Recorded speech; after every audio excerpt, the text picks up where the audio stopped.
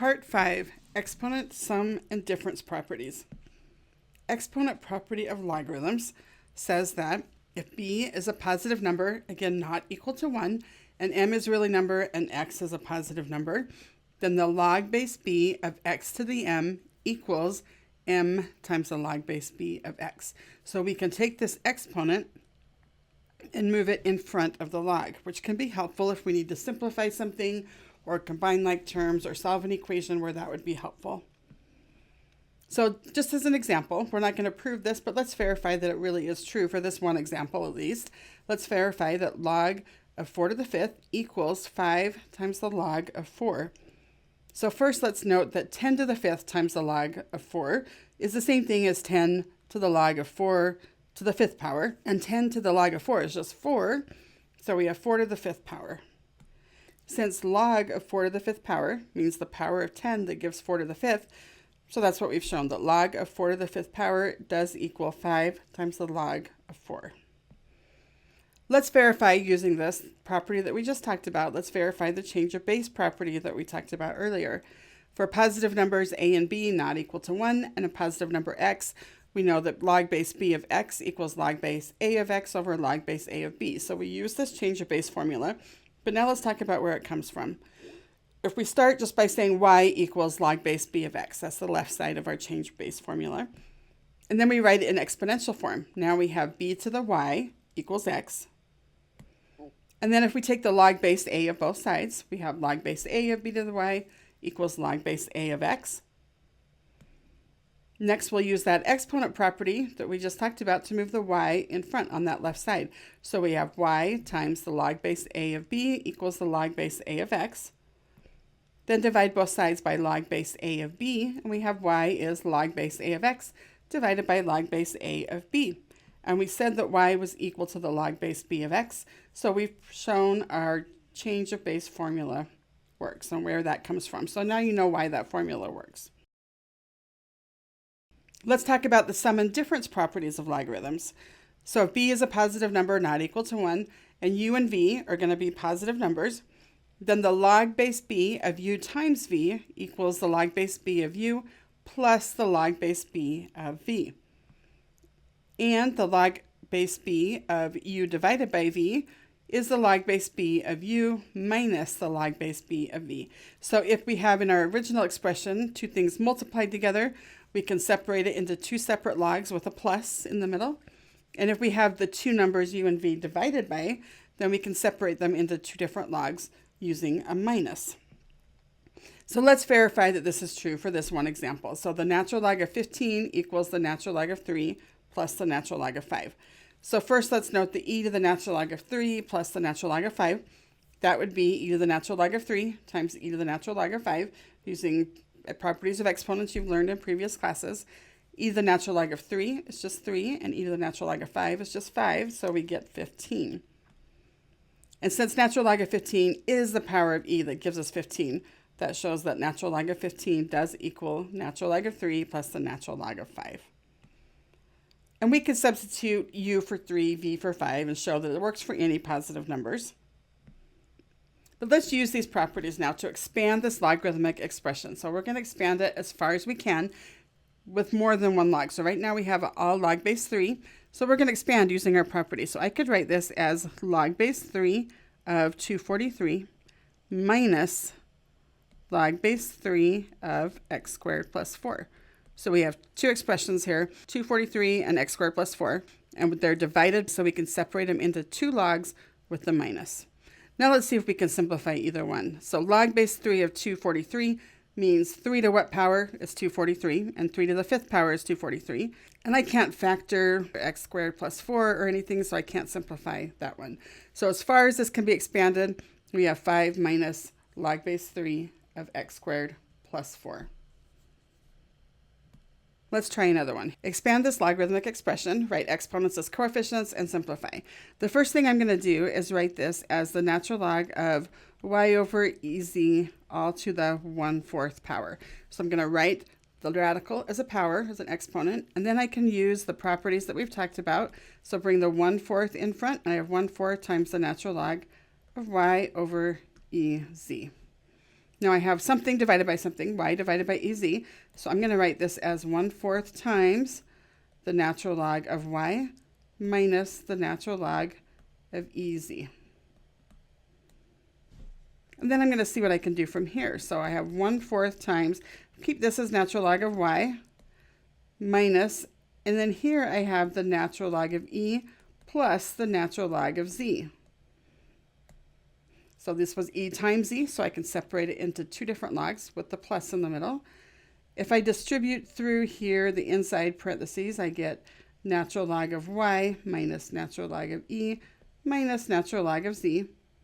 And then distribute the 1/4 through, and I get 1/4 natural log of y minus 1/4 natural log of e minus 1/4 natural log of z. Now the one thing I can do here to simplify, natural log of e is just equal to 1. So I could write this as 1/4 natural log of y minus 1/4 natural log of z minus 1/4 times 1, or just 1/4. Let's go backward and write this expression now as a single log. So to do that, the first thing I'm going to do is take every coefficient and put it on as an exponent. So I'm going to write this as log of x plus log of y cubed minus log of z to the 1/2 power. Now I have a plus and a minus. So I'm going to write this all as one log. So I have the log of x and y cubed, but then minus, so the other one I'm going to divide here. I have minus log of z to the 1/2. So I'm going to write this as log of xy cubed divided by z to the 1/2. And then one other thing you'll probably be asked to do is write this instead of the exponent on the z, the 1/2 exponent, we're going to write it as square root of z. Let's try this one. Write as a single logarithm. So I have log base 3 of x minus 4. Before I can combine this into one log, I need to write 4 as a log base 3 of something. So log base 3 of what equals 4? That would mean 3 to the 4th power, which is 81. So log base 3 of 81 equals 4. So I can write this as log base 3 of x minus log base 3 of 81. And now that both expressions here have the same log, I can combine them into one log, minus in the middle. So I'm going to write this as log base 3 of x divided by 81. Now let's use logs and these properties we've talked about to solve an equation. If I have 3 to the 2x equals 5, 3 and 5 don't have a common base, so I can't find a common base and solve that way, but I can take the log of both sides. I'm just going to take the natural log of both sides. You could take the common log of both sides or a log of any base really, but the natural log is usually the easiest. So I have natural log of 3 to the 2x equals natural log of 5. Now I can move that power in front of that natural log of 3, and that way I can get the x out of the exponent. So I have 2x natural log of 3 equals the natural log of 5. Now I want to solve for x, so I just need to divide both sides by the 2 natural log of 3. And I have x equals natural log of 5 divided by 2 natural log of 3.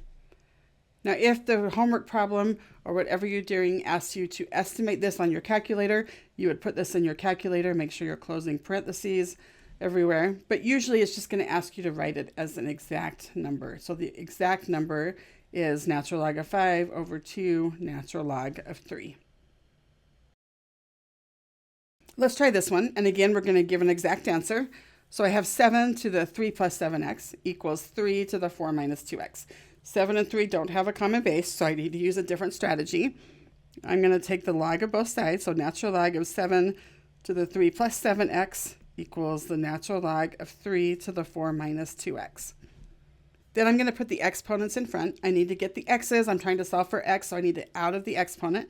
So I'm going to write this as 3 plus 7x times natural log of 7 equals 4 minus 2x times natural log of 3. Notice I put the 3 plus 7x and the 4 minus 2x in parentheses so that I can then distribute through. I can't forget I really do need to distribute that natural log of 7 and the natural log of 3 through those parentheses. So doing that, I have 3 natural log of 7 plus 7x natural log of 7 equals 4 natural log of 3 minus 2x natural log of 3. So now all of my x's are not in exponents, they're not in parentheses. Now I need to collect my like terms. So everything with an x, I'll put on one side of the parentheses, everything without an x on the other side. So I'm going to add the 2x natural log of 3 to both sides, so that all the x's are on the left side. And then I'll subtract 3 natural log of 7 from both sides, so that all of the terms without an x are on the other side.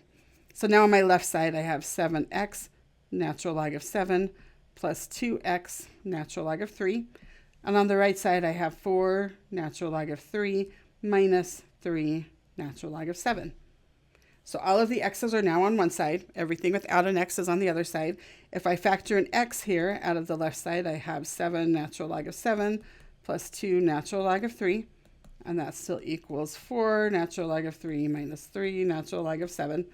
Divide both sides by the 7 natural log of 7 plus 2 natural log of 3 to get the x by itself. And I'm left with x equals 4 natural log of 3 minus 3 natural log of 7 over 7 natural log of 7 plus 2 natural log of 3. And we can just leave it like that. If we had to estimate this, you could put it in your calculator or whatever you need to do. We just need an exact answer. So I'm not going to try to do anything else with it. Just leave it right like this. Let's solve a logarithmic equation now. So I have log base 3 of x minus 4 plus log base 3 of x plus 4 equals 2. So I have two log expressions on the left side. They both are log base 3, so I can combine this into one log. So I have log base 3 of x minus 4 times x plus 4. And then that equals 2. We had this plus in the middle, so I combined them by multiplying the x minus 4 and the x plus 4. And now I can change this to exponential form. So 3 to the second power equals x minus 4 times x plus 4. This is 9 equals, and we have a difference of squares, so x squared minus 16. Add 16 to both sides, and I get 25 equals x squared. Take the square root of both sides, and I get x is plus or minus 5. Now notice it says check any potential solutions are in the domain. So our two potential solutions are 5 and negative 5. Let's check 5. If I put 5 in the original equation, I have log base 3 of 5 minus 4 plus log base 3 of 5 plus 4. Notice that 5 minus 4 and 5 plus 4 both are positive numbers, which is what we need. We can only take the log of positive numbers. So 5 should work. However, if I plug in negative 5, then I'm taking the log of negative 5 minus 4, or negative 9, and I cannot take the log of a negative number. A log is not defined for that. So negative 5 will not be a solution. Our only solution will be x equals 5. So anytime you're solving a logarithmic equation, make sure you check your solutions in the domain of that original equation. Make sure you're only taking the log of positive numbers with those solutions. If it makes you take a log of a negative number, you know that solution won't work.